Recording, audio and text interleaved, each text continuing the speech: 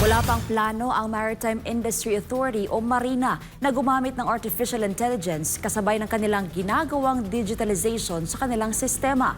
Samantala, nilinaw naman ng MARINA na hindi nila mapipilit ang mga shipping company na magdagdag ng mga barko tuwing peak season. Si Margot Gonzalez magpapalita.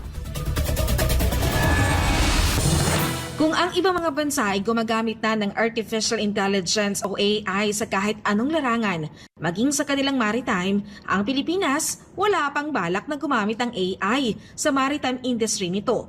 Yan ang nilinaw ni Maritime Industry Authority o Marina Administrator Sonia Malaluan pagkatapos sabihin ang patungkol sa digitalization sa kanilang sistema. Ayon kay Malaluan, hindi pa sila kampante na iasa sa AI ang mga ginagawa ng Marina pagdating sa certifications ng mga barko at iba pang function ng kanilang opisina.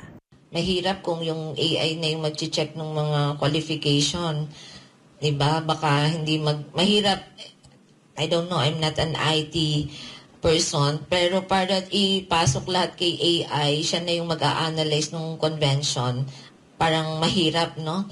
But we're not discounting the possibility. But I guess in mga training, pwedeng ma-incorporate yan because operation of ships, maybe considering as well all this. In terms of training, no, AI, virtual reality and all, kino-consider siya.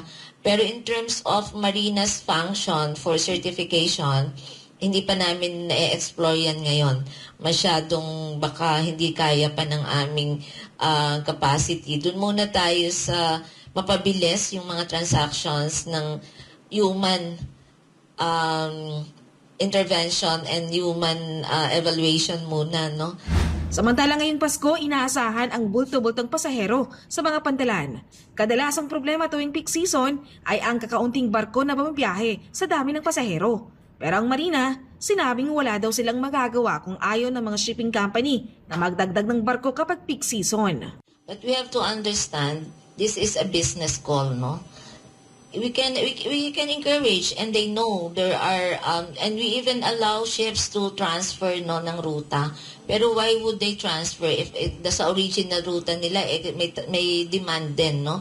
And this only seasonal yung requirement. So I don't think ship owners will buy a ship. Tapos ang may sakay lang sila during Pasko, Semana Santa. So this is a business decision and we can encourage but we cannot force them, no? And lalong-lalo wala kami ibibigay pambili ng barko, no? So still the only solution we could help is yun nga, flexibility on the relaxation of the sailing schedule. And they are aware na merong demand pero hindi sila bumibili kasi seasonal, no?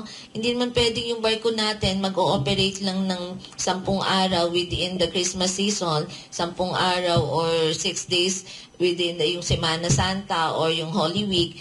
After nun, ilang days pa yung year, saan nila dadalhin yung barko, no? Ngayong peak season, bahagi na daw ng kanilang standard operating procedure ang pagtitiyak na sapat ang kapasidad ng barko sa pagtanggap ng mga biyahero at kung ligtas silang maglayag.